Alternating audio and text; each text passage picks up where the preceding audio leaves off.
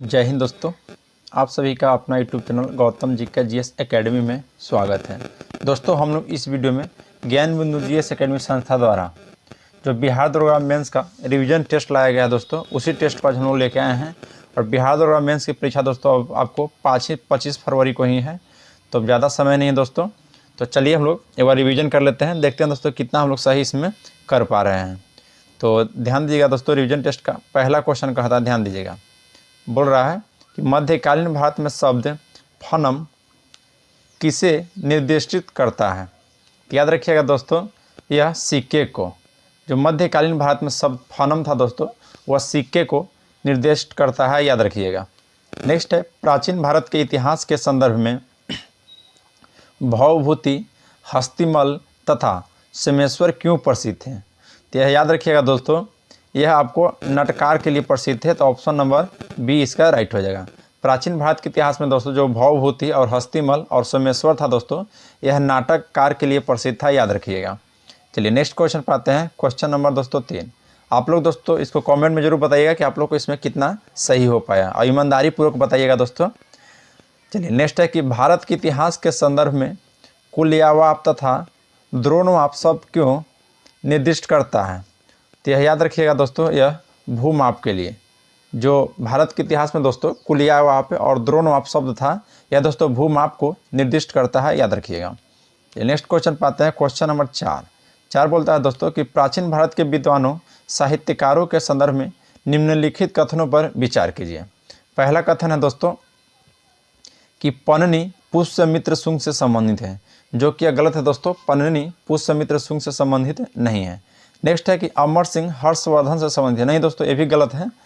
अमर सिंह दोस्तों यह हर्षवर्धन से संबंधित नहीं है। अमर सिंह दोस्तों पुष्यमित्र से है और हर्षवर्धन दोस्तों यह पन्नी से संबंधित है। फिर दोस्तों कालिदास चंद्रगुप्त द्वितीय से संबंधित है, हाँ दोस्तों यह सही है। तो क्वेश्चन कर रहा है कि उपयुक्त कथनों में कौन से सही है, तो राइट हो जाएगा ऑप्शन नंबर सी, केवल 3 जो है दोस्तों, यह ऑप्शन बिल्कुल सही है। नेक्स्ट क्वेश्चन पर आते हैं। ये क्वेश्चन नंबर 5 बोल रहा है दोस्तों कि सूची 1 को सूची 2 के साथ सम्मिलित कीजिए तथा सूचियों के नीचे दिए गए कूट से सही उत्तर का चयन कीजिए। एक तरफ दोस्तों आपका महाजनपद दे दिया गया है और एक तरफ दोस्तों उसकी राजधानी दे दिया गया है। तो चलिए हम लोग देख लेते हैं इसको। तो ये आपका हो जाएगा दोस्तों मत्स्य महाजनपद की राजधानी विराटनगर, याद रखिएगा। मत्स्य महाजनपद की राजधानी दोस्तों विराटनगर। कुरु महाजनपद की इंद्रप्रस्थ राजधानी हो जाता है, और सूरसेन की दोस्तों यह आपका मथुरा हो जाएगा। सूरसेन का दोस्तों मथुरा राजधानी, और अस्मक की पोतन हो जाएगा आपकी राजधानी, याद रखिएगा। पोतन या पोटली भी कहीं कहीं इसको देता है दोस्तों।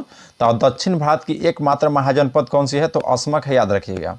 तो इसका राइट आंसर हो जाएगा ऑप्शन नंबर सी, 3, 4, 1, 2, याद रखिएगा। चलिए नेक्स्ट क्वेश्चन पर आते हैं। क्वेश्चन नंबर दोस्तों 6 बोलता है कि ओजोन छिद्र से क्या तात्पर्य है। तो ओजोन छिद्र से दोस्तों यही तात्पर्य है कि समताप मंडल में जो ओजोन परत की मोटाई कम हो जाना। याद रखिएगा दोस्तों, ओजोन परत कहाँ है, तो यह समताप मंडल में है।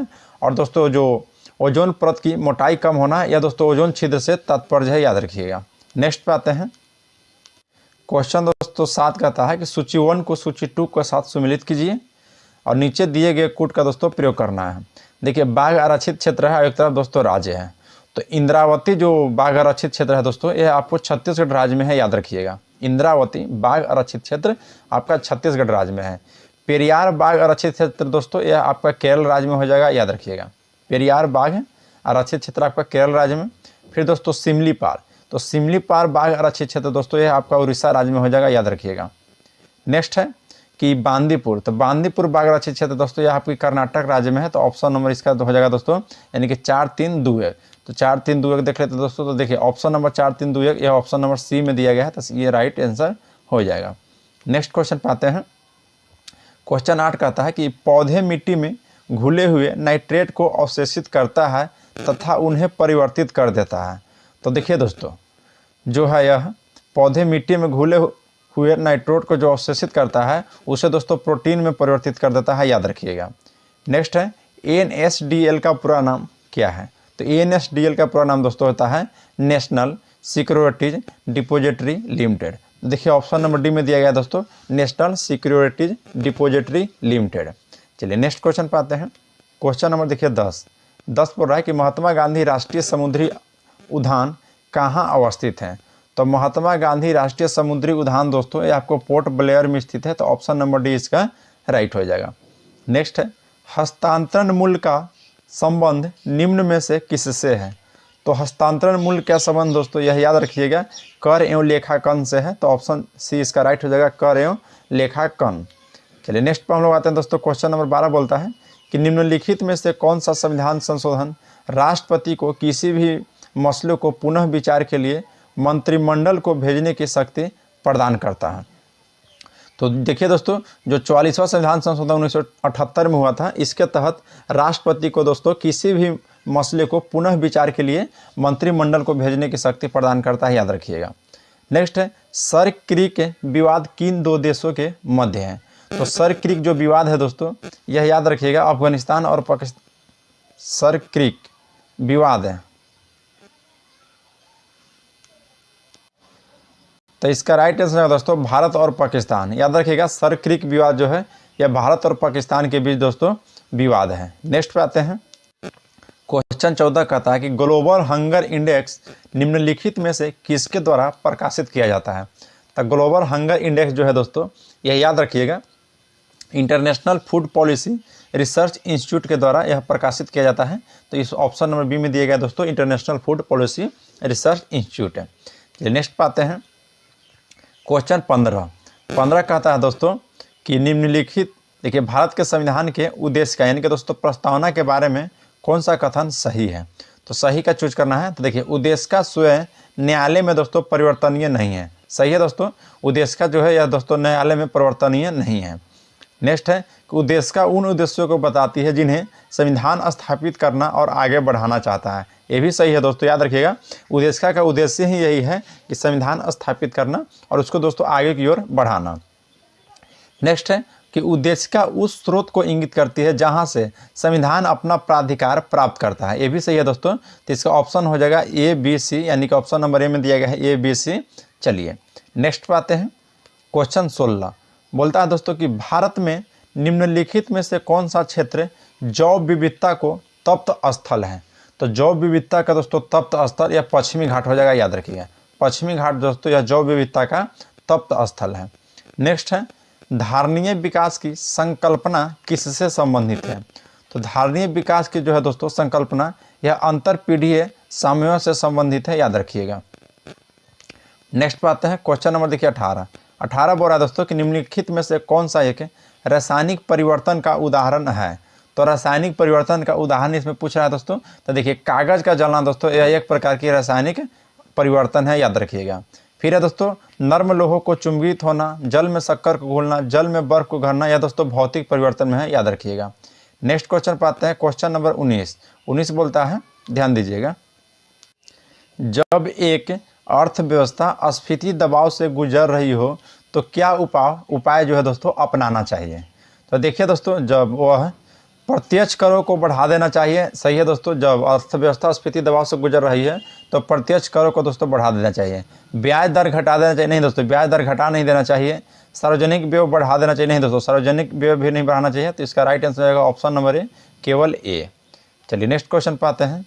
क्वेश्चन नंबर देखिए 20 बोलता है कि सर्वोच्च न्यायालय में निजता का अधिकार को संविधान के किस मूलभूत अधिकार के अधीन रखा गया है? तो सर्वोच्च न्यायालय में दोस्तों निजता की अधिकार आपसे बात करेगा, तो याद रखिएगा यह दोस्तों अनुच्छेद 21 में इसकी चर्चा किया गया है, निजता का अधिकार। और दोस्तों अनुच्छेद 20 में प्राणदेहिक स्वतंत्रता की, अनुच्छेद 14 में दोस्तों विधि के समझ समानता और अनुच्छेद 19 में दोस्तों सभी प्रकार की स्वतंत्रता दी गई है। नेक्स्ट है अमोनिया को यूरिया में परिवर्तन होता है, तो अमोनिया का दोस्तों यूरिया में परिवर्तन यह यकृत में होता है, याद रखिएगा। नेक्स्ट पाते हैं। क्वेश्चन नंबर 22 बोलता है दोस्तों कि सफरेज मूवमेंट का संबंध है, तो सफरेज मूवमेंट का संबंध दोस्तों याद रखिएगा, या दोस्तों 22 का राइट आंसर हो जाएगा ऑप्शन नंबर डी, महिला मताधिकार आंदोलन से। सफरेज मूवमेंट का अधिकार है दोस्तों महिला मताधिकार आंदोलन से। नेक्स्ट है दोस्तों क्वेश्चन नंबर, देखिए क्वेश्चन कह रहा है 23 क्वेश्चन पर ध्यान दीजिएगा कि थीन किस पादप कोशिका द्वारा उत्सर्जित पदार्थ है? तो थीन जो है दोस्तों यह आपका चाय की दोस्तों एक पत्तिया से होता है, तो ऑप्शन नंबर डी इसका राइट हो जाएगा, चाय की पत्तिया से। चलिए नेक्स्ट क्वेश्चन पर आते हैं। क्वेश्चन नंबर 24 कहता है कि निम्न में से कौन सा नील हरित शैवाल लाल सागर को लाल रंग प्रदान कर देता है। तो 24 का राइट हो जाएगा दोस्तों ऑप्शन नंबर ए, याद रखिएगा। ट्राइकोडिसियम इरिथ्रियम, ट्राइकोडिसियम इरिथ्रियम जो दोस्तों यह नील हरित शैवाल को लाल सागर को दोस्तों लाल रंग प्रदान करता है, याद रखिएगा। चलिए नेक्स्ट क्वेश्चन पाते हैं। क्वेश्चन नंबर 25 बोलता है दोस्तों कि ऑपरेशन जीरो आवर का संबंध है। तो ऑपरेशन जीरो आवर का संबंध दोस्तों जब भारत छोड़ो आंदोलन के दौरान महात्मा गांधी तथा कांग्रेस के मुख्य नेताओं को गिरफ्तार कर लिया गया था इस ऑपरेशन जीरो के तहत दोस्तों, याद रखिएगा। चलिए नेक्स्ट क्वेश्चन पाते हैं। क्वेश्चन बोलता है कि 44वें संविधान संशोधन द्वारा किस अधिकार को दोस्तों मूल अधिकार की श्रेणी से हटाकर एक विधिक अधिकार बना दिया गया है। तो यह दोस्तों संपत्ति को अधिकार को, याद रखिएगा दोस्तों। अभी संपत्ति का अधिकार दोस्तों वर्तमान में किस भाग में है, तो भाग 12 में, यह भी बात आप याद रखिएगा। नेक्स्ट है कि भारतीय संसद के संयुक्त सत्र की अध्यक्षता कौन करता है। तो भारतीय संसद के सत्र की संयुक्त अधिवेशन की अध्यक्षता दोस्तों यह लोकसभा के अध्यक्ष के द्वारा किया जाता है, याद रखिएगा।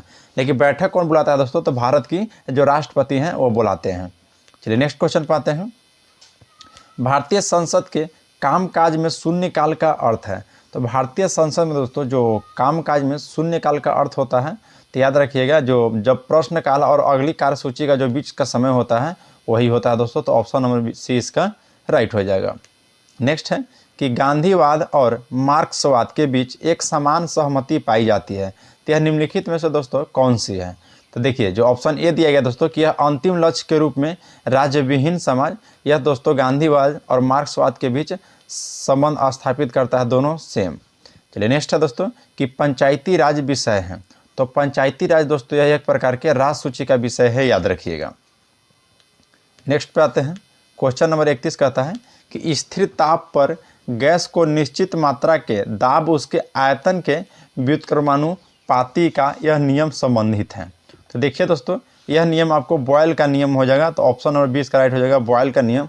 देखिए दोस्तों जब ताप को स्थिर कर देगा गैस की निश्चित मात्रा पर और दाब जो उसके आयतन का दोस्तों व्युत्क्रमानुपाती होता है, तो यह बॉयल का नियम से संबंधित है। नेक्स्ट है दोस्तों कि थानेदार जस्ते पर तनु सल्फ्यूरिक अम्ल की अभिक्रिया से निर्माण होता है। तो याद रखिए दोस्तों क्या निर्माण होता है, तो हाइड्रोजन गैस निर्माण होता है। तो ऑप्शन ए इसका राइट हो जाएगा। नेक्स्ट है कि पादप में किस प्रक्रिया द्वारा जल का अवशोषण होता है। तो याद रखिए दोस्तों पादप में या दोस्तों प्रासरण विधि के द्वारा जल का अवशोषण होता है। तो ऑप्शन नंबर 33 का ए राइट हो जाएगा। नेक्स्ट है डन हिल कप किस खेल से संबंधित है। तो डन हिल कप जो है दोस्तों यह गोल्फ से संबंधित है। तो ऑप्शन नंबर 20 का राइट हो जाएगा। नेक्स्ट है कि भारत में जीडीपी की गणना के लिए वर्तमान में दोस्तों निर्धारित आधार वर्ष क्या है। तो देखिए दोस्तों जो भारत में भी वर्तमान में जीडीपी की गणना किया जा रहा है, ये अभी दोस्तों अभी 2011-12 की है दोस्तों आधार वर्ष मान के। तो ऑप्शन नंबर 20 का राइट हो जाएगा। देखिए दोस्तों ये जो सेट का है रिवीजन टेस्ट का दोस्तों सभी क्वेश्चन ही बहुत ही महत्वपूर्ण है दरोगा मेंस के लिए। तो इसलिए दोस्तों सभी क्वेश्चन को आप लोग एकदम रट जाइएगा। चलिए नेक्स्ट पाते हैं कि खिलजी वंश का संबंध अफगानिस्तान के किस नदी घाटी क्षेत्र से है। तो सिंधु घाटी का संबंध सिंधु नहीं दोस्तों खिलजी वंश कह रहा है। खिलजी वंश का संबंध अफगानिस्तान के किस नदी घाटी क्षेत्र में था। तो यह याद रखिएगा दोस्तों हेलमंद नदी, हेलमंद नदी का संबंध दोस्तों खिलजी वंश में अफगानिस्तान की नदी पर था, याद रखिएगा। खिलजी वंश का संबंध अफगानिस्तान में दोस्तों किस पर, तो हेलमंद नदी। नेक्स्ट है कि निम्नलिखित में गलत सुमेल का चयन कीजिए। एक तरफ दोस्तों विधि यानी कि कानून बनाया गया है और एक तरफ दोस्तों किस गवर्नर जनरल के कार्यकाल में। तो इसमें दोस्तों आपको गलत को चूज करना है। तो देखिए 37 का जो ऑप्शन ए बोल रहा है दोस्तों ध्यान दीजिएगा कि नवजात कन्या हत्या, या दोस्तों कानून जॉन सॉर के द्वारा गवर्नर जनरल समय थे तो उनके द्वारा लाया गया था, जो कि यह दोस्तों सही है। सती प्रथा पर निषेध, तो सती प्रथा पर निषेध दोस्तों नॉर्थ ब्रुक, जो कि गलत है दोस्तों, नॉर्थ ब्रुक नहीं था, तो इसका गलत हो जाएगा। तो ऑप्शन नंबर 20 का हो जाएगा। बाकी दोस्तों शारदा एक्ट यह लॉर्ड इरविन के शासनकाल में आया था और दास प्रथा पर दोस्तों जो प्रतिबंध लगाया गया था और लॉर्ड एलन बेरो के संबंध। तो चलिए दोस्तों अब नेक्स्ट क्वेश्चन पाते हैं। क्वेश्चन नंबर 38, देश में 4 प्रधानमंत्री ऐसे रह चुके हैं जो पूर्व में वित्त मंत्री भी थे, तो वह निम्न में से कौन नहीं थे। तो देखिए दोस्तों तो 38 का जो राइट ऑप्शन नंबर डी दिया गया है राजीव गांधी, या दोस्तों ऐसे प्रधानमंत्री हैं जो कि पूर्व में दोस्तों यह वित्त मंत्री नहीं थे, याद रखिएगा। नेक्स्ट है कि राज्यपाल सोने की पिंजरे में निवास करने वाली चिड़िया का समतुल्य है, यह कथन दोस्तों किसका है। तो 39 का आपका राइट आंसर हो जाएगा option number B. Sarojini Naidu के द्वारा दोस्तों यह कथन बोला गया था कि राज्यपाल सोने की पिंजरे में निवास करने वाली चिड़िया का समतुल्य है। नेक्स्ट है दोस्तों कि भारत में पेटेंट अधिनियम किस वर्ष प्रभावी हुआ था। तो भारत में दोस्तों पेटेंट अधिनियम जो है यह 1972 ईस्वी में प्रभावी हुआ था। चलिए नेक्स्ट क्वेश्चन पाते हैं दोस्तों। क्वेश्चन नंबर 41 की सूची 1 को सूची 2 के साथ सम्मिलित करना है दोस्तों, और दोस्तों नीचे दिए गए कोड का प्रयोग करना है। तो याद रखिएगा, देखिए एड्रोलिन है दोस्तों या गुस्सा या डर है, जो कि यह दोस्तों बिल्कुल सही, अच्छा मतलब मिलान करना है ना, मिलान करना है दोस्तों। तो एड्रोलिन है, तो ये आपका हो जाएगा गुस्सा डर, जो कि सही है दोस्तों। एस्ट्रोजन, तो एस्ट्रोजन दोस्तों याद रखिएगा यह महिलाओं में पाया जाता है एस्ट्रोजन। फिर इंसुलिन, तो इंसुलिन जो है दोस्तों यह ग्लूकोज है। और फेरोमोन जो हो जाएगा यह साथी आकर्षित करने गंध ग्रहण शक्ति के माध्यम से, तो यह हो जाएगा दोस्तों। तो इसका ऑप्शन नंबर देखिए सी इसका राइट हो जाएगा, 1 3 4 2। फिर नेक्स्ट क्वेश्चन है दोस्तों क्वेश्चन नंबर 42 भी यही कहा है दोस्तों, सूची 1 को सूची 2 के साथ सुमेलित कीजिए। तो देखिए जो ग्रेट इंडियन बस्टर्ड है दोस्तों, यह एक भारतीय वन्यजीव का नस्ल है। तो यह दोस्तों इसके वैज्ञानिक के नाम की बात की जाए दोस्तों, तो इसके वैज्ञानिक थे आरिडियोटिस निग्रिसेप्स। फिर दोस्तों इंडियन रॉक पाइथन जो भारतीय वन्यजीव नस्ल है, इसके वैज्ञानिक जो थे दोस्तों यह पाइथोन मोलोरस है। तो ये हो जाएगा दोस्तों। फिर एशियाटिक हाथी हैं, तो एशियाटिक हाथी के दोस्तों जो वैज्ञानिक थे वह एलिफॉस मैक्सिपस।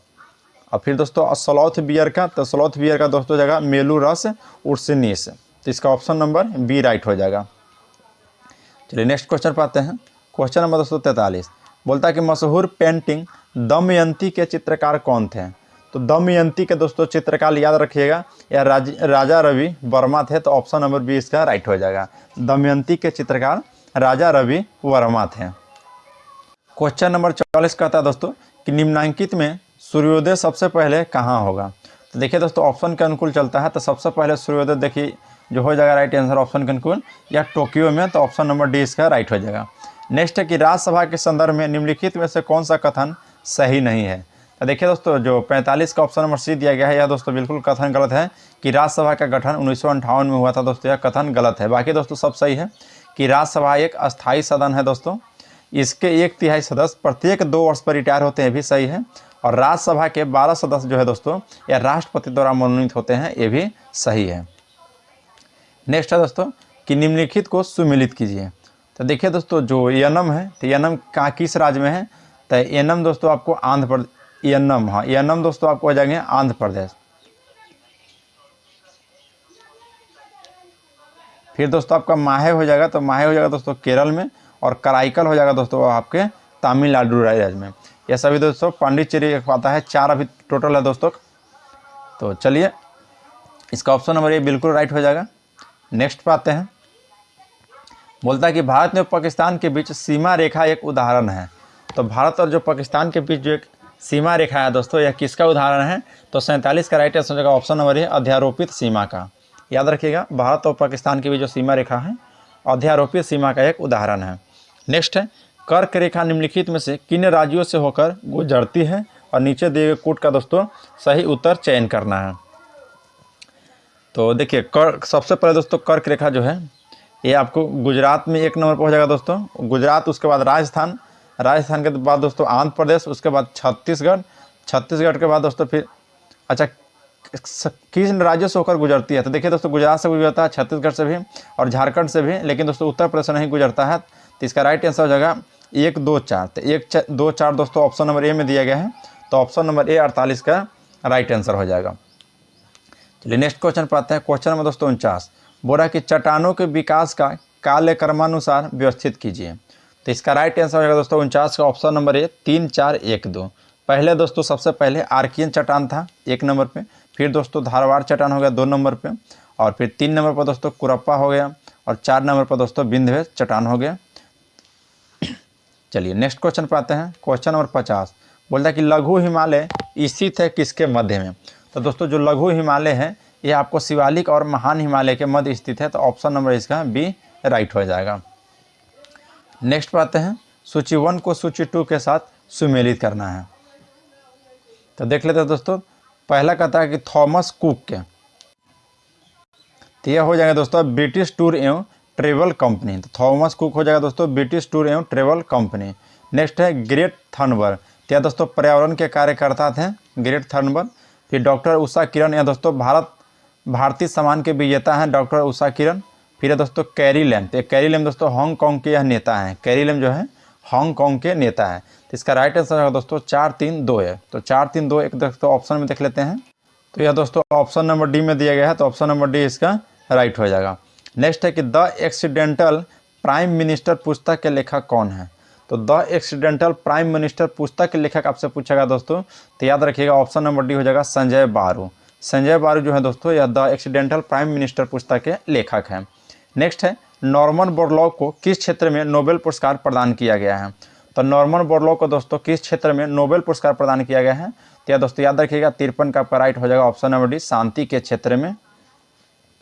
नेक्स्ट पे आते हैं क्वेश्चन नंबर 54, निम्नलिखित में से कौन सा सुमेलित नहीं है।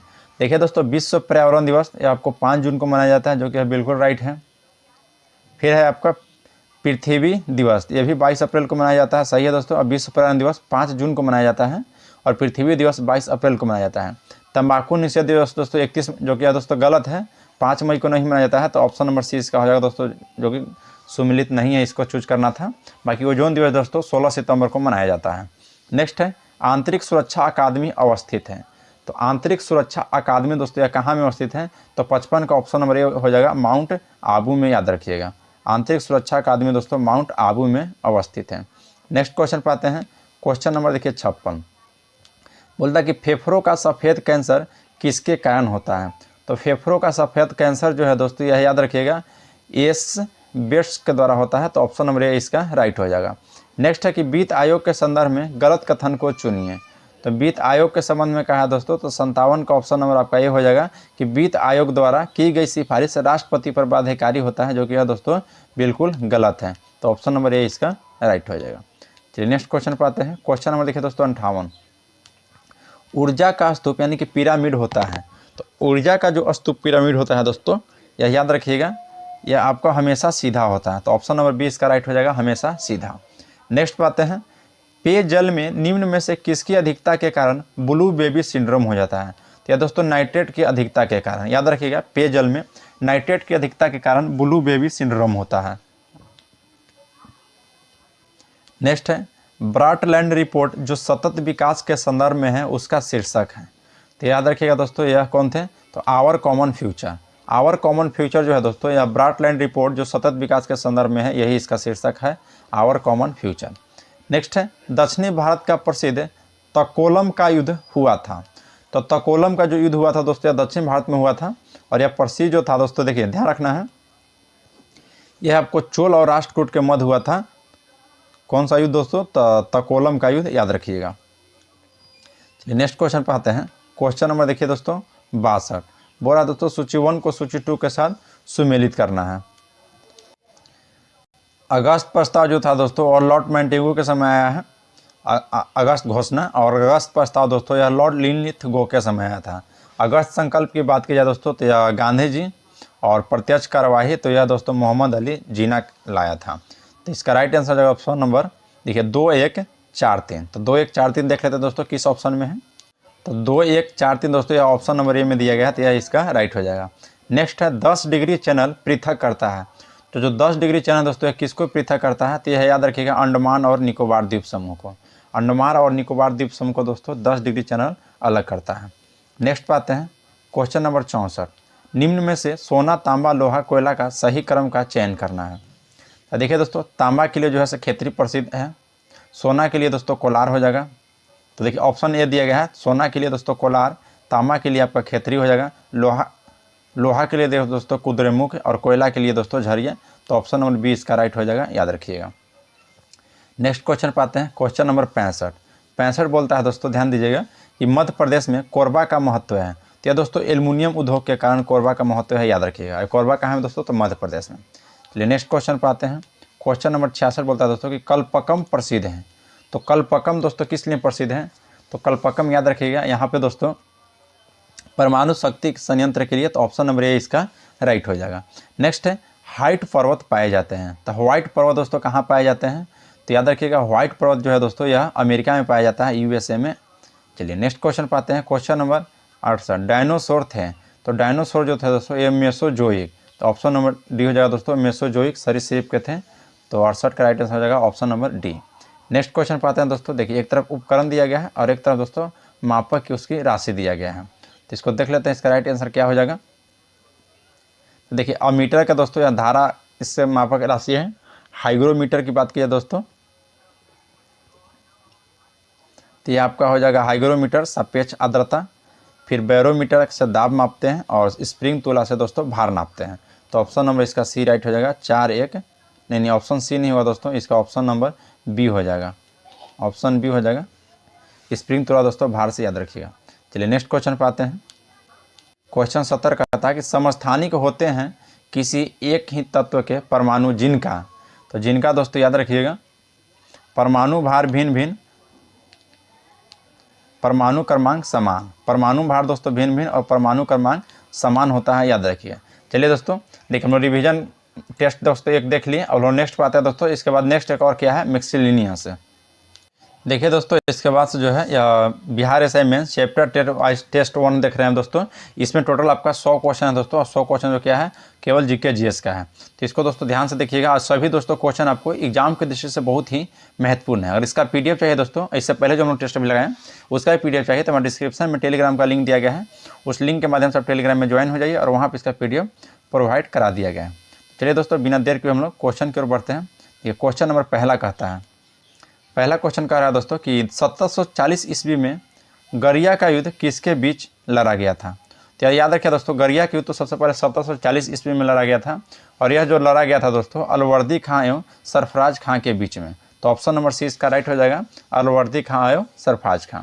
नेक्स्ट है कि सबसे अधिक निर्णायक युद्ध जिसने अंग्रेजों को भारत प्रभुत्व को स्थापित किया था। तो 2 का राइट हो जाएगा दोस्तों, ऑप्शन नंबर ए बक्सर का युद्ध।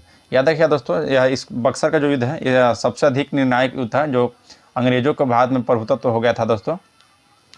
नेक्स्ट है दोस्तों क्वेश्चन नंबर 3, बोलता है कि 1723 ईस्वी में नया राजस्व बंदोबस्त यानी कि दोस्तों रेवेन्यू सेटलमेंट को लागू किया गया था।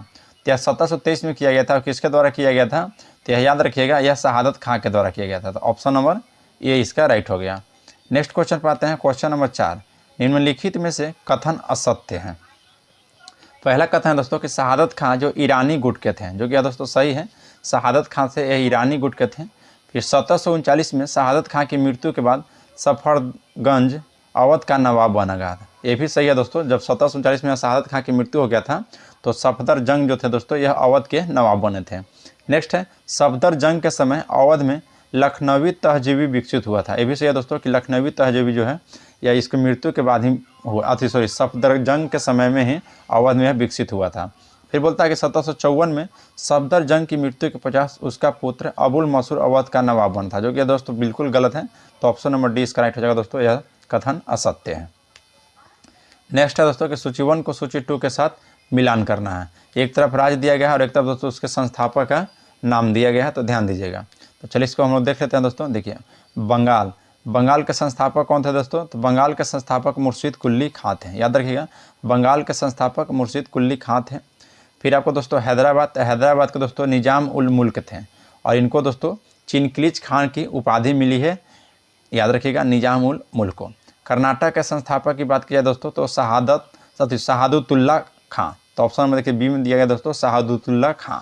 नेक्स्ट है अवध, तो अवध के दोस्तों आपको बात की जाए तो यह शहादत खां थे, अवध के दोस्तों संस्थापक शहादत खां थे, याद रखिएगा।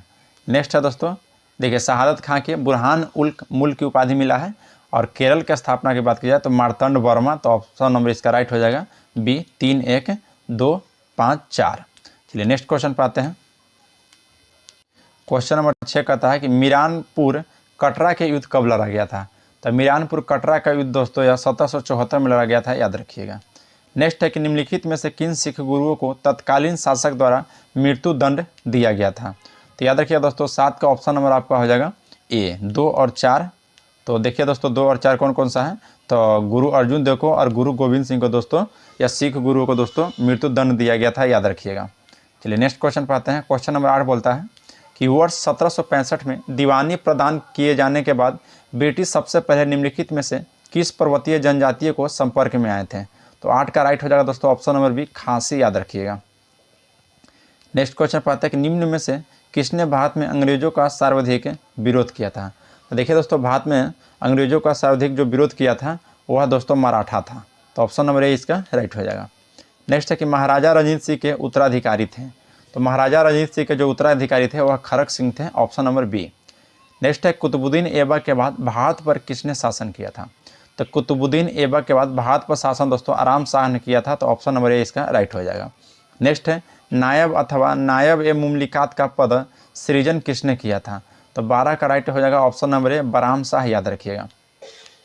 चलिए नेक्स्ट है दोस्तों कि मेवातियों का विद्रोह किसके समय हुआ था। मेवातियों का दोस्तों जो विद्रोह हुआ था यह याद रखिएगा नसरुद्दीन मोहम्मद के समय हुआ था। तो ऑप्शन नंबर बी इसका राइट हो जाएगा। क्वेश्चन नंबर 14 कह रहा है कि अमीर खुसरो ने जलालुद्दीन खिलजी के सैनिक अभियानों का वर्णन अपनी किस रचना में किया था। तो 14 का राइट आंसर हो जाएगा ऑप्शन नंबर दोस्तों ए मिफ्ता उल फुतूह, याद रखिएगा। मिफ्ता उल फुतूह दोस्तों यह अमीर खुसरो ने जलालुद्दीन खिलजी के सैनिक अभियान का वर्णन मिलता है मिफ्ता उल फुतूह। नेक्स्ट है अलाउद्दीन खिलजी ने दक्षिण को किस हिंदू शासक को राय रायन की उपाधि दिया था। तो यह दोस्तों याद रखिएगा यह रामचंद्र देव को दोस्तों अलाउद्दीन खिलजी ने राय रायन की उपाधि दिया था। नेक्स्ट है दोस्तों मिलान करना है। देखते वेद दिया गया है एक, तब दोस्तों उसका ब्राह्मण ग्रंथ का नाम दिया गया है। तो जो ऋग्वेद के ऋग्वेद थे या ऋग्वेद के ब्राह्मण ग्रंथ के नाम पूछा जाए तो ऐतरेय एवं कौशिकी थी, याद रखिएगा। अगर यजुर्वेद की बात पूछा जाए दोस्तों तो शतपथ और तैत्तिरीय थे दोस्तों। और सामवेद की पूछा जाए दोस्तों तो सामवेद के हो जाएंगे पंचविश और अथर्ववेद का दोस्तों गोपथ हो जाएगा, याद रखिएगा। तो इसका राइट आंसर हो जाएगा ऑप्शन नंबर ए 2 1 4 3। ऋग्वेद का दोस्तों ब्राह्मण ग्रंथ कौन थे तो ऐतरेय एवं कौशिकी।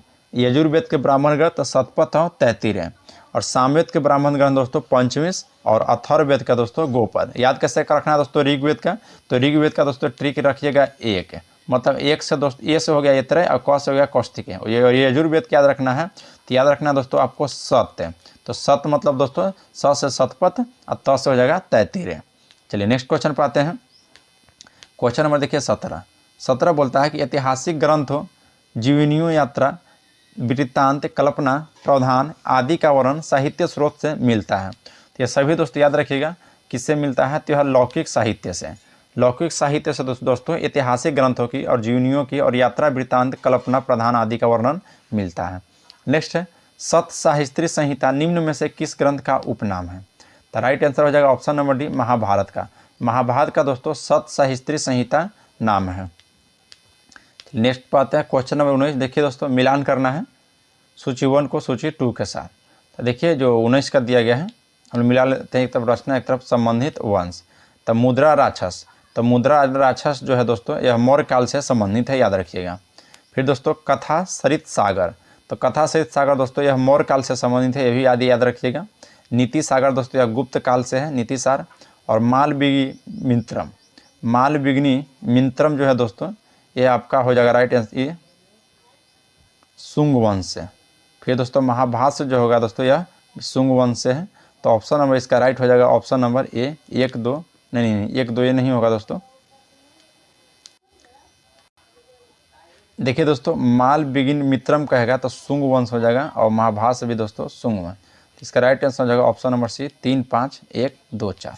चलिए नेक्स्ट क्वेश्चन पर दोस्तों फिर देखिए दोस्तों यहाँ दिया गया है सूची को फिर मिलान करना है सूची 1 से सूची 2 के साथ। एक तरफ काल दे दिया गया है और एक तरफ दोस्तों उसका सांस्कृतिक लक्षण दिया गया है।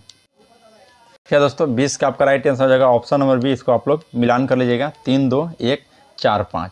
चलिए नेक्स्ट क्वेश्चन पढ़ते हैं। क्वेश्चन नंबर 21 बोल रहा है कि मुख्य भूमि अंडमान निकोबार द्वीप समूह तथा लक्षद्वीप समूह सहित भारत के तटरेखा की कुल लंबाई लगभग कितना किलोमीटर है। तो यह दोस्तों याद रखिएगा 7517 किलोमीटर। नेक्स्ट पाते हैं भारत का अक्षांशीय विस्तार है। तो भारत का जो दोस्तों अक्षांशीय विस्तार है यह याद रखिएगा 8 5 अक्षांशीय कर रहा है दोस्तों तो 8 4 से 37 6। तो ऑप्शन नंबर ए इसका राइट हो जाएगा। नेक्स्ट क्वेश्चन पाते हैं। क्वेश्चन नंबर देखिए दोस्तों 23 बोलता है कि भारत का सबसे दक्षिणी बिंदु है। तो भारत का सबसे दक्षिणी बिंदु जो है दोस्तों यह इंदिरा पॉइंट है। तो ऑप्शन नंबर बी इसका राइट हो जाएगा, याद रखिएगा। चलिए 23 को हो गया दोस्तों। हम लोग क्वेश्चन नंबर 24 की ओर बढ़ते हैं। भारतीय मानक समय कितने राज्यों से होकर गुजरती है? तो यह दोस्तों याद रखिएगा, टोटल 5 राज्यों से होकर दोस्तों गुजरती है भारतीय मानक समय रेखा। नेक्स्ट है 25 को बोलता है कि निम्नलिखित में से किस राज्य से मानक समय रेखाएं कर्क रेखा आपस में एक दूसरे को काटती हैं? तो यह दोस्तों एक दूसरे को छत्तीसगढ़ में काटती है। तो 25 का राइट आंसर हो जाएगा ऑप्शन नंबर ए। नेक्स्ट पे आते हैं, क्वेश्चन नंबर 26 का रहा है कि भारत के कितने राज्यों को सीमा समुद्र तट को दोस्तों स्पर्श करता है? तो यह याद रखिएगा, 26 का आपका राइट आंसर हो जाएगा ऑप्शन नंबर बी। 9 राज्यों से दोस्तों जो है सीमा समुद्र तट को स्पर्श करता है, याद रखिएगा। नेक्स्ट है कि भारत के कितने ऐसे राज्य हैं जिनकी सीमा अंतर्राष्ट्रीय सीमा को स्पर्श नहीं करता है? तो देखिए दोस्तों याद रखिएगा, 27 का आपका राइट आंसर हो जाएगा ऑप्शन नंबर बी। भारत के ऐसे 5 राज्य हैं दोस्तों जिनकी सीमा अंतर्राष्ट्रीय सीमा को स्पर्श नहीं करता है, याद रखिएगा। नेक्स्ट पाते हैं कि 8 डिग्री चैनल निम्नलिखित में से किसके बीच है? तो 8 डिग्री चैनल दोस्तों यह याद रखिएगा, मालदीव और मिनिकॉय के बीच स्थित है, मालदीव और मिनिकॉय। नेक्स्ट पाते हैं कि निम्नलिखित में से कितने ऐसे राज्य हैं जिनकी सीमा बांग्लादेश के साथ लगती है? तो 29 का राइट हो जाएगा ऑप्शन नंबर ए। याद रखिए दोस्तों, 5 ऐसा राज्य है भारत का जो जिसकी सीमा बांग्लादेश के साथ लगती है। क्वेश्चन नंबर 30 कहता है कि भारत का संलग्न क्षेत्र मंडल है। तो भारत का जो संलग्न क्षेत्र मंडल है दोस्तों यह 24 समुद्री मील है, याद रखिएगा। नेक्स्ट है, राष्ट्रीय राजधानी क्षेत्र में सम्मिलित नहीं है। तो राष्ट्रीय राजधानी क्षेत्र में दोस्तों कौन सा सम्मिलित नहीं है? तो ऑप्शन नंबर जो बी दिया गया है, पंजाब का भाग दोस्तों यह इसमें सम्मिलित नहीं है। चलिए नेक्स्ट क्वेश्चन पाते हैं। देखिए दोस्तों, निम्नलिखित में से कथनों में कौन सा भारत के बारे में सही है? और सही उत्तर का चयन करके दोस्तों कूट का प्रयोग करना है। तो पहला क्वेश्चन कहता है दोस्तों कि भारत जो है विश्व का 5वां बड़ा देश है, जो कि यह दोस्तों बिल्कुल गलत है। नेक्स्ट है कि यह स्थल मंडल का कुल क्षेत्रफल का लगभग 2.4% भाग अधिकृत किए हुए हैं, जो कि यह सही है दोस्तों। नेक्स्ट फिर है कि समूचा भारत उष्णकटिबंधीय में स्थित है, यह दोस्तों बिल्कुल गलत है, समूचा भारत उष्णकटिबंध में नहीं स्थित है, याद रखिएगा। नेक्स्ट है दोस्तों कि 82.5 डिग्री पूर्वी देशांतर का उपयोग भारतीय मानक समय को निर्धारित करने के लिए किया जाता है, जो कि यह भी सही है। तो ऑप्शन नंबर डी हो जाएगा, 2 और 4 दोनों सही है। नेक्स्ट पाते हैं, निम्नांकित नगरों में कौन कर्क रेखा से निकटतम दूरी पर स्थित है? तो कर्क रेखा से दोस्तों निकटतम दूरी पर स्थित कौन सा है? तो याद रखिएगा गांधीनगर। तो ऑप्शन नंबर 20 का राइट हो जाएगा, गांधीनगर जो है दोस्तों यह कर्क रेखा से निकटतम दूरी पर स्थित है। नेक्स्ट है कि भारत का सुदूर दक्षिण में इंदिरा पॉइंट निम्नलिखित में से कहाँ अवस्थित है? तो यह याद रखिएगा दोस्तों, 34 का आपका राइट आंसर हो जाएगा ऑप्शन नंबर सी, 12 निकोबार में, याद रखिएगा। 12 निकोबार में दोस्तों इंदिरा पॉइंट अवस्थित है। नेक्स्ट है 1773 का रेगुलेटिंग एक्ट के संदर्भ में कौन सा कथन सही नहीं है? यानी कि दोस्तों गलत कथन को चूज करना है। देखिए 35 का जो सी दिया गया दोस्तों कि इस एक्ट के द्वारा दोहरी प्रशासन की नींव डाली गई थी, जो कि यह दोस्तों बिल्कुल कथन गलत है। देखिए 1773 रेगुलेटिंग एक्ट के तहत केंद्रीय प्रशासन को नींव रखी गई थी और इसके तहत दोस्तों कंपनी के प्रशासनिक और राजनीतिक कार्यों को मान्यता दिया गया था और इसी के तहत कंपनी के शासन पर संसदीय नियंत्रण स्थापित हुई थी। नेक्स्ट है, किस अधिनियम के द्वारा गवर्नर जनरल को परिषद की विधायी एवं प्रशासनिक कार्यों को अलग कर दिया गया था? तो 36 का आपका राइट आंसर जाएगा दोस्तों ऑप्शन नंबर ए, 1853 के चार्टर अधिनियम के तहत दोस्तों याद रखिएगा गवर्नर जनरल को परिषद विधायी एवं प्रशासनिक कार्यों को अलग कर दिया गया था। नेक्स्ट क्वेश्चन पर आते हैं। क्वेश्चन नंबर देखिए दोस्तों 7, 1909 के संबंध में कथनों पर विचार करना है। पहला कथन है कि अधिनियम के अनुपूरक प्रश्न पूछने और बजट प्रस्ताव में स्थानांतरित करने के लिए विधान परिषद सदस्यों को सशक्त बनाया, जो कि सही है दोस्तों। नेक्स्ट है कि इस अधिनियम ने मुसलमानों के एक अलग निर्वाचन मंडल देकर संप्रदाय का वैध बनाया, ये भी सही है। फिर यह अधिनियम भारत के ब्रिटेन के सभी संवैधानिक प्रयोग में से कम समय तक चलने वाला अधिनियम था, ये भी सही है दोस्तों। तो ऑप्शन नंबर डी हो जाएगा, 1, 2, 3 तीनों सही है। नेक्स्ट है दोस्तों कि निम्नलिखित में से किसका गठन 1919 के अधिनियम के तहत नहीं हुआ था? तो देखिए 1919 के अधिनियम के तहत नहीं कहा है दोस्तों, 33 का राइट हो जाएगा ऑप्शन नंबर डी, चुनाव आयोग का दोस्तों गठन 1919 के अधिनियम के तहत नहीं हुआ था। बाकी लोकसभा आयोग का हुआ था, वैधानिक आयोग का भी हुआ था और भारत में महालेखा परीक्षा की नियुक्ति भी दोस्तों 1919 के अधिनियम के तहत ही हुआ था। नेक्स्ट है सुमिलित करना दोस्तों, 1935 के अधिनियम से संबंधित कुछ सूची दिया गया है, तो इसको हम लोग को सुमिलित कर लेते हैं। देखिए विदेशी कार्य, करेंसी और मुद्रा, नौसेना, सेना, वायु तथा जनगणना, यह सभी दोस्तों आपका परिसंघ सूची के अंतर्गत आता है। फिर पुलिस, प्रांतीय लोक सेवा और शिक्षा, तो यह दोस्तों आपको समवर्ती सूची के अंतर्गत आता है। फिर दंडा विधि और प्रक्रिया सिविल, यह दोस्तों प्रांतीय सूची के अंतर्गत आता है। तो इसका राइट आंसर हो जाएगा ऑप्शन नंबर आपका सी दोस्तों 321 321।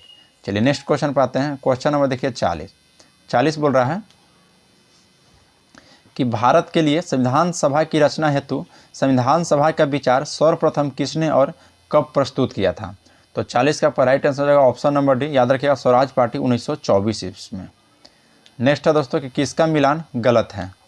तो देखिए दोस्तों, संचालन समिति के अध्यक्ष थे दोस्तों राजेंद्र प्रसाद को बनाया गया था, और संघ शक्ति समिति का अध्यक्ष दोस्तों यह आपको सरदार पटेल को नहीं बनाया गया था। तो ऑप्शन नंबर इसका बी का दोस्तों मिलान गलत है।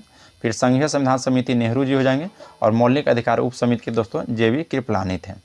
नेक्स्ट है क्वेश्चन 42, बोलता है दोस्तों कि निम्नलिखित में से कौन सा कथन असत्य है। तो 42 का दोस्तों पहला कथन है कि संविधान सभा का प्रारूप डॉक्टर भीमराव अम्बेडकर साहब ने तैयार किया था। नेक्स्ट कथन है कि अंतरिम मंत्रिमंडल का गठन 2 सितंबर 1946 को हुआ था।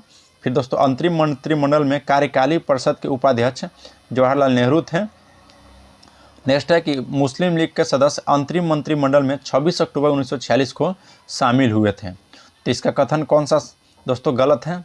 तो देखिए राइट आंसर हो जाएगा दोस्तों ऑप्शन नंबर 1 कि संविधान सभा का प्रारूप डॉक्टर भीमराव अम्बेडकर साहब ने तैयार किया था। यह दोस्तों ऑप्शन गलत है।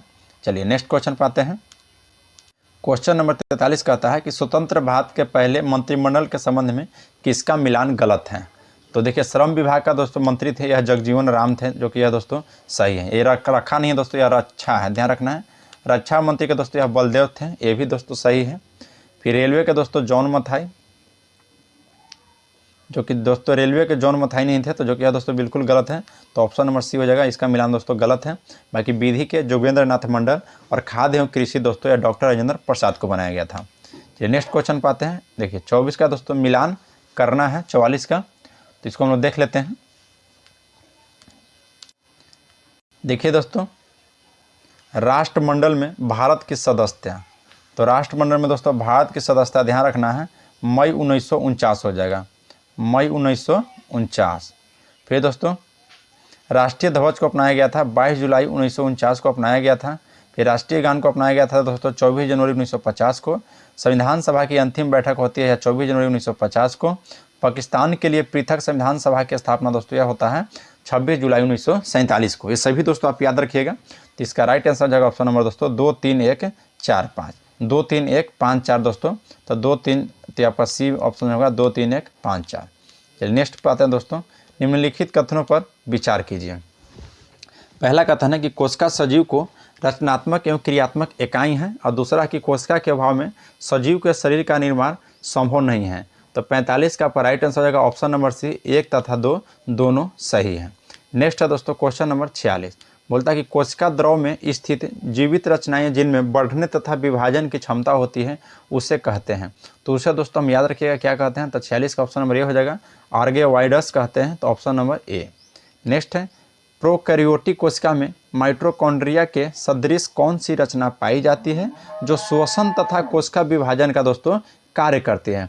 तो यह याद रखिएगा ऑप्शन नंबर डी इसका राइट हो जाएगा, पेरोक्सिसोम। पेरोक्सिसोम दोस्तों यह है जो कि प्रोकैरियोटिक कोशिका में माइटोकॉन्ड्रिया का सदृश रचना पाई जाती है, याद रखिएगा। और इसका कार्य है दोस्तों कि श्वसन तथा कोशिका का विभाजन करना। नेक्स्ट क्वेश्चन पाते हैं। क्वेश्चन नंबर 48 बोलता है दोस्तों कि प्रोकैरियोटिक कोशिका में किस कोशिका अंगन का अभाव रहता है। गोल्जी का, माइटोकॉन्ड्रिया, अंतर्निहित रज्जुलविका और हरित लवक और DNA। तो इसका राइट आंसर है दोस्तों ऑप्शन नंबर बी 1 2 3 4। नेक्स्ट है क्रोमोसोम की अंतिम सिरा को कहते हैं। तो क्रोमोसोम की अंतिम सिरा को क्या कहते हैं दोस्तों। तो याद रखिएगा टोलोमियर, टोलोमियर दोस्तों कहते हैं इसको। नेक्स्ट पाते हैं क्वेश्चन नंबर 50, बोलता है कि झिल्ली युक्त कोशिकांग में पाए जाते हैं। तो झिल्ली युक्त कोशिकांग में क्या पाए जाते हैं दोस्तों। तो ऑप्शन नंबर बी हो जाएगा यूकैरियोटिक में। नेक्स्ट है कि निम्नलिखित पोषकों में कौन सा एक पौधा को कोशिका भित्ति एक संरचनात्मक घटक है। तो ऑप्शन नंबर डी राइट हो जाएगा दोस्तों, कैल्शियम, याद रखिएगा दोस्तों। नेक्स्ट क्वेश्चन पे आते हैं। क्वेश्चन नंबर 52 कहता है कि कोशिका के बारे में निम्नलिखित में से कौन सा सही नहीं है। तो 52 का राइट आंसर होगा ऑप्शन नंबर डी कि सभी देह ऊतकों में एक ही प्रकार की कोशिकाएं विद्यमान होते हैं, जो कि दोस्तों कथन बिल्कुल गलत है। चलिए नेक्स्ट पाते हैं। क्वेश्चन नंबर 53 बोल रहा है कि कोशिका को एक निश्चित रूप प्रदान करती है। तो कोशिका के दोस्तों एक निश्चित रूप प्रदान करती है वह कोशिका झिल्ली। अवर्णी लवक मुख्यतः पाए जाते हैं। तो अवर्णी लवक दोस्तों मुख्यतः जड़ों की कोशिकाएं में पाए जाते हैं, याद रखिएगा अवर्णी लवक। नेक्स्ट क्वेश्चन पाते हैं, माइटोकॉन्ड्रिया किस में अनुपस्थिति होता है? तो माइटोकॉन्ड्रिया दोस्तों याद रखिएगा यह आपको जीवाणु में अनुपस्थिति होता है। नेक्स्ट है प्रासरण की परिभाषा है। तो प्रासरण की जो परिभाषा है दोस्तों, यह अर्धमार्ग कला में होकर कम से अधिक सांद्रता की ओर विलायक जल का प्रवाह करना। तो ऑप्शन नंबर सी इसका बिल्कुल राइट है। चलिए नेक्स्ट क्वेश्चन पाते हैं। बोला है दोस्तों कि एक कोशिका आयतन में बढ़ती है जब वह रखी जाती है। तो एक कोशिका जब आयतन में बढ़ती है दोस्तों, जब रखी जाती है, तो याद रखिएगा वह दोस्तों एक अति प्रसारी विलयन में। तो ऑप्शन नंबर दोस्तों 20 का राइट हो जाएगा, एक अति प्रसारी विलयन में। नेक्स्ट पाते हैं, क्वेश्चन नंबर 58 बोलता है कि शरीर के वृद्धि एवं मरम्मत हेतु कौन सी कोशिका विभाजन उत्तरदायी है? तो राइट आंसर हो जाएगा दोस्तों 58 का ऑप्शन नंबर बी, समसूत्री दोस्तों याद रखिएगा। नेक्स्ट है कि माइटोसिस के सबसे कम समय से पूर्ण होने वाली अवस्था कौन सी है? तो माइटोसिस के सबसे कम समय पूर्ण होने वाली जो अवस्था है दोस्तों, वह याद रखिएगा एनाफेज हो जाएगा, ऑप्शन नंबर सी इसका राइट है। नेक्स्ट क्वेश्चन पाता है कि निम्न में से कौन आधारी राशि नहीं है? तो कौन सी इसमें आधारी राशि नहीं दोस्तों? तो 60 का राइट आंसर है ऑप्शन नंबर बी, यानी कि वेग जो है दोस्तों यह आधारी राशि नहीं है। पृष्ठ तनाव का मात्रक होता है। तो पृष्ठ तनाव का जो मात्रक होता है न्यूटन प्रति मीटर होता है दोस्तों। नेक्स्ट क्वेश्चन पाते हैं कि कोणीय वेग का विमीय सूत्र है। तो कोणीय वेग का जो विमीय सूत्र है यह MOL1T-1। चलिए नेक्स्ट क्वेश्चन पाते हैं, क्वेश्चन नंबर दोस्तों 63 बोलता है कि भौतिक राशि निम्नांकित रूप से परिभाषित की जा सकती है। तो 63 का आपका राइट आंसर है दोस्तों ऑप्शन नंबर ए राइट हो जाएगा, वह जिसमें द्रव्यमान हो, याद रखिएगा। नेक्स्ट है कि यदि द्रव्यमान लंबाई और समय के मात्रक आधे कर दिए जाएं तो दाब का मात्रक होगा। तो दाब का मात्रक क्या होगा दोस्तों? तो याद रखिएगा यह चौगुना हो जाएगा, तो ऑप्शन नंबर डी इसका राइट हो जाएगा। नेक्स्ट क्वेश्चन पाते हैं, क्वेश्चन नंबर 65 निम्नलिखित में कौन मूल मात्रक है? तो कौन मूल मात्रक है दोस्तों? तो 65 का ऑप्शन नंबर बी हो जाएगा, लंबाई द्रव्यमान और समय ये सभी दोस्तों मूल मात्रक हैं। नेक्स्ट है निम्नलिखित युग्मों में से किन भौतिक राशियों के समान विमीय सूत्र नहीं है? तो देखिए दोस्तों जो 66 का ऑप्शन ये दिया गया है बल और दाब, इसका दोस्तों समान विमीय सूत्र नहीं है, याद रखिएगा। बाकी दोस्तों कार्य ऊर्जा, आवेग संवेग, भार एवं बल ये सभी का दोस्तों समान राशि है भौतिक। नेक्स्ट है यंग प्रत्यास्थ गुणांक का एसआई मात्रक क्या होता है? तो 67 का आपका राइट आंसर हो जाएगा ऑप्शन नंबर सी बिल्कुल राइट, न्यूटन प्रति मीटर स्क्वायर दोस्तों यंग प्रत्यास्थ गुणांक की होता है। नेक्स्ट है मात्रकों की अंतर्राष्ट्रीय पद्धति कब लागू की गई थी? तब मात्रकों की दोस्तों जो अंतर्राष्ट्रीय पद्धति लागू की गई थी यह याद रखिएगा 1971 ईस्वी में। नेक्स्ट पाते हैं दोस्तों सूची 1 को सूची 2 के साथ मिलान करना है। उच्च वेग तरंगदैर्घ्य मैक एंगस्ट्रम, दाब हो जाएगा पास्कल और ऊर्जा हो जाएगा जूल। तो ऑप्शन नंबर सी इसका राइट होगा, 1 2 3 4 सभी दोस्तों सही था। नेक्स्ट है भारतीय अर्थव्यवस्था है। तो भारतीय अर्थव्यवस्था कैसी है दोस्तों? तो देखिए जो भारत की अर्थव्यवस्था एक बार से मिश्रित है और यह दोस्तों विकासशील है, याद रखिएगा। नेक्स्ट है किसी अर्थव्यवस्था में उत्पादन के साधनों पर किसी व्यक्ति का निजी संस्था का अधिकार रहता है तो वह कहलाता है। तो वह दोस्तों याद रखिएगा वह एक प्रकार की पूंजीवादी अर्थव्यवस्था में आता है। नेक्स्ट पाते हैं क्वेश्चन 72 आर्थिक विकास माप के लिए सबसे उपयुक्त सूचकांक है। तो आर्थिक विकास माप के लिए सबसे उपयुक्त सूचकांक जो है दोस्तों वो 72 का ऑप्शन में भी दिया गया है, प्रति व्यक्ति आय हो जाएगा, राइट आंसर याद रखिएगा। नेक्स्ट है विश्व पर्यावरण एवं विकास आयोग की स्थापना हुई थी। तो याद रखिएगा दोस्तों यह 1983 ईस्वी में हुआ था विश्व पर्यावरण और विकास आयोग की स्थापना। नेक्स्ट है निम्न में से कौन सा लक्षण भारतीय अर्थव्यवस्था की नहीं है? तो 74 का ऑप्शन नंबर डी हो जाएगा दोस्तों, प्राकृतिक संसाधनों की कमी यह भारतीय अर्थव्यवस्था की लक्षण नहीं है। नेक्स्ट क्वेश्चन पाते हैं भारत में बेरोजगारी से संबंधित मुद्दों का अध्ययन किया जाता है। तो भारत में जो बेरोजगारी से संबंधित मुद्दों का अध्ययन दोस्तों याद रखिएगा यह आपको समष्टि स्तर पर किया जाता है। नेक्स्ट है केंद्रीय नियोजित अर्थव्यवस्था में आर्थिक क्रिया पर किसका नियंत्रण होता है? तो केंद्रीय नियोजित अर्थव्यवस्था में दोस्तों याद रखिएगा आर्थिक क्रिया पर जो है यह आपको सरकार का नियंत्रण होता है, ऑप्शन नंबर सी इसका राइट हो जाएगा। नेक्स्ट है किस अर्थव्यवस्था में कीमत तंत्र के आधार पर निर्णय लिए जाते हैं? तो याद रखिएगा दोस्तों यह पूंजीवादी अर्थव्यवस्था पर। नेक्स्ट है कि निम्नलिखित में से कौन सी व्यष्टि अर्थशास्त्र का अध्ययन है?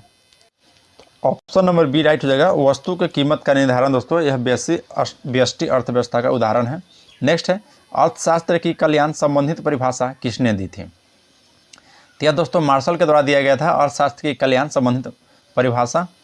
नेक्स्ट है निम्नलिखित में से कौन एक द्रव पदार्थ के गुणधर्म नहीं है?